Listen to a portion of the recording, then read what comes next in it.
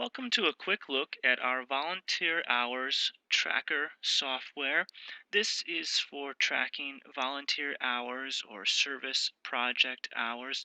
It can be used for high schools that track these hours for their students, or maybe you track these hours for your parents. It could also be used at a church that has volunteer hour requirements. The interface is adjustable, but we're going to give you a look at a very typical layout. Now, the real beauty here is on this submission log.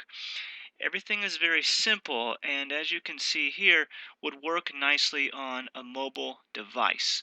So the overall idea is that the student or parent can take their mobile device, and it can be a computer or an iPad as well. They can take their device to the place of the service project and begin to fill out their submission log or their volunteer hours right there on their phone.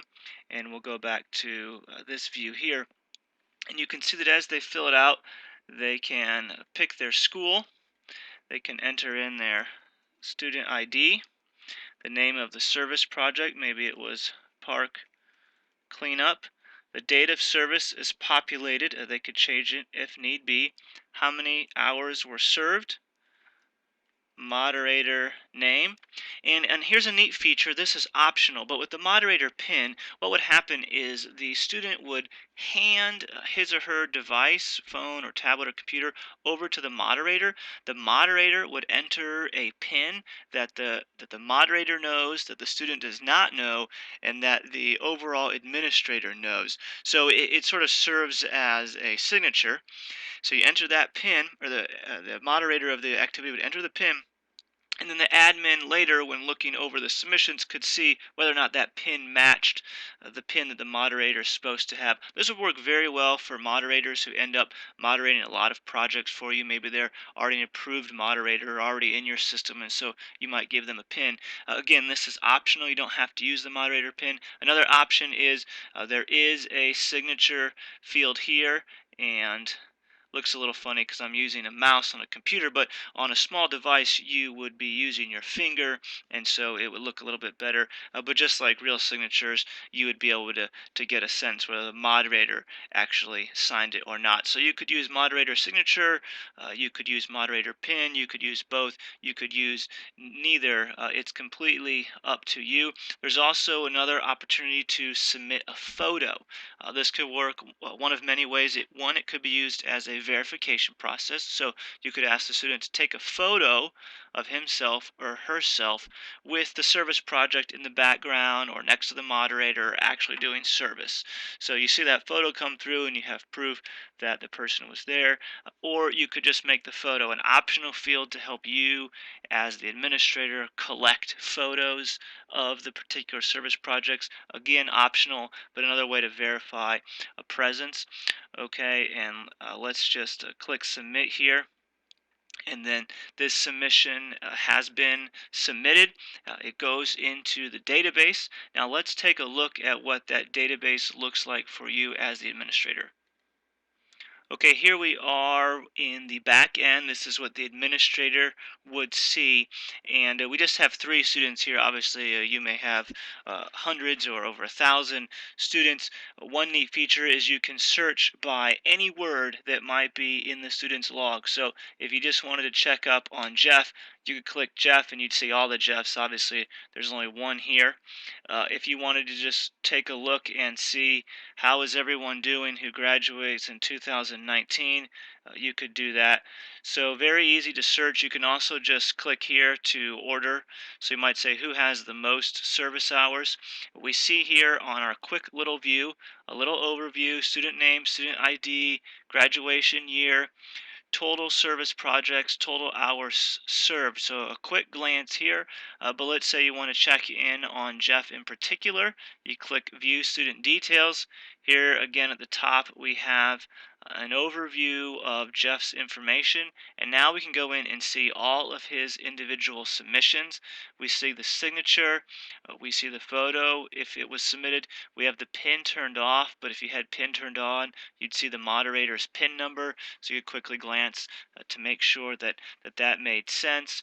Again, you can go ahead and look at more info by clicking View, and here's the actual submission there. Let's say you needed to edit something. Let's say for some reason you realized it was impossible that Jeff served for 2.5 hours. The event was only 1.5 hours. You can go into edit, and then you can just make your change right here and update that information. You can go in and correct anything on this particular submission. All right, back to student details. Obviously, over time, you would have more and more of these. You could sort them quickly by date of service or by number of hours served. And if for some reason you needed to delete a listing, maybe it was submitted twice by accident, or there was something wrong with it, or in the end it wasn't approved, you go ahead and delete that listing. Let's go back to our admin area. All right, here we have our students, and again, you could just click on another student and see their projects. You can see their hours totaled rather quickly. It's also possible to export data for all of your students. So you could export what you're seeing here to get a quick rundown in an Excel file if you maybe needed to, or a CSV file if you maybe need to use the data in another way. It can be exported. So a very simple way for your students to submit projects. Another use of the photo could be to take a picture of a paper form. Let's say the student didn't bring their device, or it wasn't possible to bring mobile devices with the internet connection. Maybe you still brought a paper form, you filled it out the normal way, but you as the admin don't want to see the paper form anymore. So you tell the student, okay, good job collecting the information on paper. Now go back to the volunteer hours tracker, fill out the information, and in the photo section, take a photo of the paper form, which would of course would capture the signature of the moderator and provide you a little bit of background information or the ability to track the history of this project. So you can use the digital version as a easier way to bring in data that maybe was originally collected on paper. And again, the major purpose here is to be able to grab that information while on a mobile device at the service project, in many ways eliminating the need to start with paper from the beginning. And then the admin has a powerful ability to search and query the information, to run reports, to check up on previous submissions and logs, to see total hours, and to contact and reach out to these students. So again, this interface is adjustable, but this is a very likely setup that you might use. We also realize that schools and churches do this differently, so we welcome your input on tweaks and suggestions for your particular application. But this is Volunteer Hours Tracker.